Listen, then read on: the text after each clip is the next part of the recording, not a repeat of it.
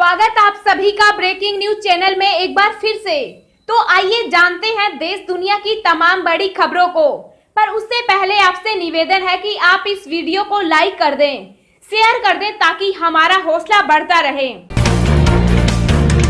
देश में कोरोना संक्रमित मरीजों का आंकड़ा 1,49,458 के पार। अब तक 4,217 की मौत। जी आपको बता दें कि देश और दुनिया में कोरोना के केस लगातार बढ़ते ही जा रहे हैं। ताजा आंकड़ों के मुताबिक देश में अब तक 1,49,458 संक्रमण के मामले सामने आ चुके हैं और एक्टिव केस 84,721 हैं, जिसमें से अभी तक 4,217 लोग अपनी जान गंवा चुके। वहीं इसके बीच अच्छी खबर ये है कि अब तक 62,765 संक्रमित मरीज ठीक भी हो चुके।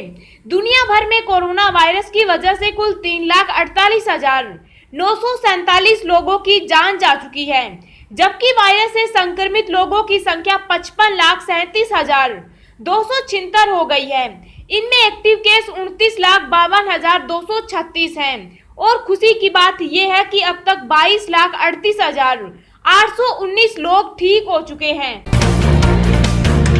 1 जून से बिहार से चलने वाली ट्रेनों के लिए नहीं मिल रहे यात्री। अब तक सिर्फ 15% टिकट की बुकिंग।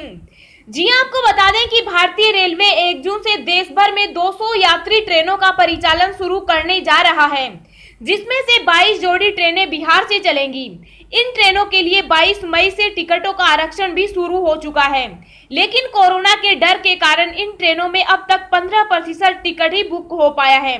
लोग कोरोना के डर से सफर करने से बच रहे हैं और इसका सीधा नुकसान रेलवे को हो रहा है। बिहार के बाहर से लाखों श्रमिक बिहार आ रहे हैं। श्रमिकों को बिहार लाने में ट्रेन कम पड़ रही है, लेकिन श्रमिकों की तादाद खत्म नहीं हो रही। दूसरी तरफ 1 जून से शुरू हो रही यात्री ट्रेनों में टिकट के खरीदार नहीं मिल रहे हैं। दरअसल 1 जून से जो 22 जोड़ी ट्रेनें बिहार से चलने वाली है, उसके टिकटों की बिक्री पर कोरोना का ग्रहण लगा हुआ है। रेलवे के अधिकारी का कहना है कि इन 22 जोड़ी ट्रेनों में रेलवे 4,62,000 बर्थ की बुकिंग कर रहा है, लेकिन अब तक सिर्फ 15% बर्थ ही बुक हो पाया। रेलवे के CPRO राजेश कुमार का कहना है कि 4,62,000 बर्थ में अब तक सिर्फ 60,000 के आसपास बर्थ की बुकिंग हो पाई है। भारत इजराइल साथ मिलकर लड़ेंगे कोरोना वायरस से जंग। जाने दो देशों का क्या है प्लान। जी आपको बता दें कि कोरोना वायरस ने पूरी दुनिया को अपनी जद में ले रखा है। ऐसे में कई देश आगे बढ़कर एक दूसरे की मदद भी कर रहे हैं। भारत में भी कोरोना वायरस के मामले लगातार बढ़ते ही जा रहे हैं। इसी बीच भारत और इजराइल ने इस महामारी से निजात पाने के लिए हाथ से हाथ मिलाया है। दोनों देश कोविड-19 रैपिड टेस्टिंग के लिए साथ में मिलकर रिसर्च एंड डेवलपमेंट करेंगे। मीडिया रिपोर्ट्स के अनुसार इससे जुड़े अधिकारियों का कहना है कि प्रक्रिया शुरू हो गई है और उन्हें उम्मीद है कि वे एक ऐसा टेस्ट करने में सक्षम होंगे जो लोगों को सुरक्षित रूप से फिर से सामान्य जीवन जीने की राह देगा।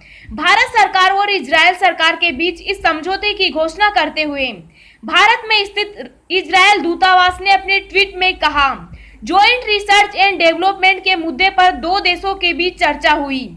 यह भारत और इजरायल के बीच व्यापक वैज्ञानिक सहयोग के लिए इजरायल प्रधानमंत्री और भारतीय प्रधानमंत्री के विजन का हिस्सा है। जब से कोरोना वायरस ने पूरी दुनिया पर कहर बरपाया है, तब से इजरायल के PM बेंजामिन नेतन्याहू और PM नरेंद्र मोदी के बीच महामारी को लेकर कई बार बात हो चुकी है। सबसे खास बात यह है कि रैपिड टेस्टिंग के लिए होने वाली रिसर्च एंड डेवलपमेंट के लिए दोनों के प्राथमिक डिफेंस ऑर्गेनाइजेशंस को शामिल किया गया है। भारत में इजरायल के राजदूत रोन माल्का ने इस मामले पर ट्वीट करते हुए कहा, मुझे गर्व है कि भारत और इजरायल के बेहतरीन विशेषज्ञ एक साथ जुड़ेंगे ताकि वे पूरी दुनिया के लिए जीवन बदलने लायक समाधान खोज सकें और खासकर कोविड-19 महामारी से मुकाबला करने के लिए।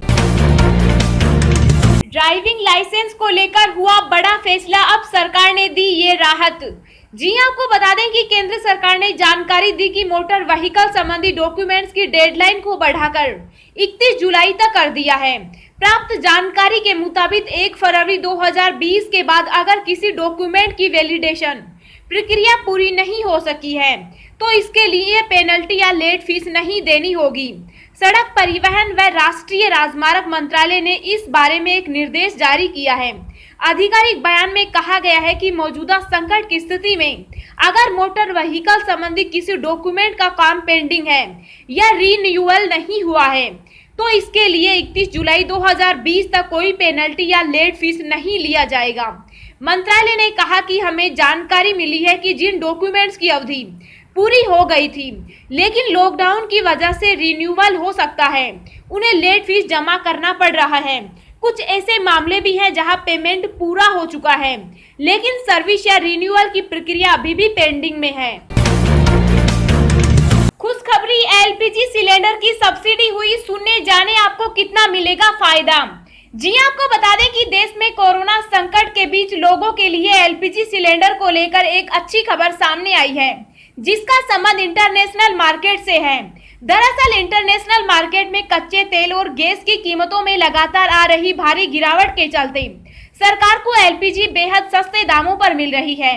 यही कारण है कि सरकार को अब घरेलू बाजार में जाने वाली सब्सिडी के रूप में कोई खर्चा नहीं करना पड़ रहा है। इसका सीधा मतलब यह हुआ कि अब एलपीजी सिलेंडर पर सब्सिडी शून्य पर पहुंच गई है। इन सब के बावजूद सरकार को उपभोक्ताओं को सब्सिडी देने के बाद भी हर सिलेंडर पर 120 रुपए की कमाई करेगी। इसकी दूसरी वजह यह है कि पिछले कुछ महीनों से सरकार ने घरेलू उपभोक्ताओं के लिए गैस सब्सिडी वाले सिलेंडर पर दाम बढ़ा रखे थे। ऐसे में दाम बढ़ाकर रखना और दूसरा इंटरनेशनल मार्केट में गैस सस्ती मिलना, इन दोनों का परिणाम यह हुआ कि सब्सिडी लगभग शून्य के बराबर हो गई। अब राशन के पैकेट पर नहीं लगेगी कैप्टन की तस्वीर, विरोध के बाद कांग्रेस ने बदला फैसला।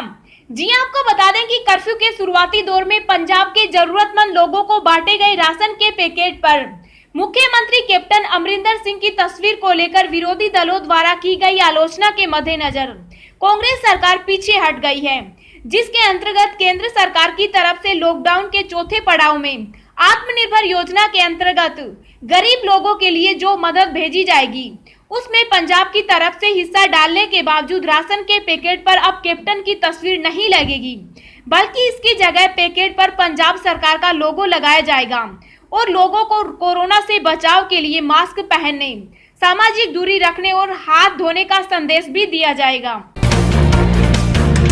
अब हम आपको अगले 24 घंटों के संभावित मौसम पूर्वानुमान के बारे में बता रहे हैं। अगले 24 घंटों के दौरान असम, मेघालय, अरुणाचल प्रदेश, नागालैंड और मणिपुर में मध्यम से भारी बारिश जारी रहने का अनुमान है। शेष पूर्वोत्तर भारत, उप हिमालय, पश्चिम बंगाल, सिक्किम और दक्षिणी कर्नाटक के कुछ हिस्सों में हल्की से मध्यम बारिश के आसार हैं। आंतरिक कर्नाटक, आंतरिक तमिलनाडु, केरल, तटीय आंध्र प्रदेश, अंडमान व निकोबार द्वीप समूह पर हल्की बारिश हो सकती है। पंजाब, हरियाणा, दिल्ली, राजस्थान, मध्य प्रदेश, उत्तर प्रदेश, महाराष्ट्र, गुजरात, तेलंगाना और आंध्र प्रदेश के अधिकांश हिस्सों में लू का प्रकोप जारी रहने की संभावना है।